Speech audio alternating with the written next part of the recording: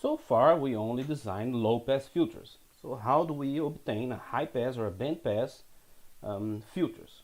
So the first approach is to design an ideal filter. So again, we design an ideal filter and then window it. For instance, if we want to obtain a high pass, we can start to design an ideal high pass filter using our inverse DTFT, which gives us a doubly infinite impulse response from minus infinity to plus infinity, and then we window this ideal impulse response to obtain an FIR filter.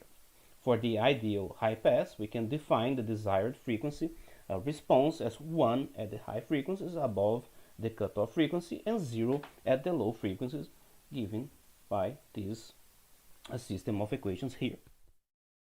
If we want to have a real valued impulse response, we need to make the frequency response such that its values at negative frequencies are conjugate complex of the values at positive frequencies. The easy way to do it here is to have the negative frequencies identical to the positive frequencies. So we have this system of equations here.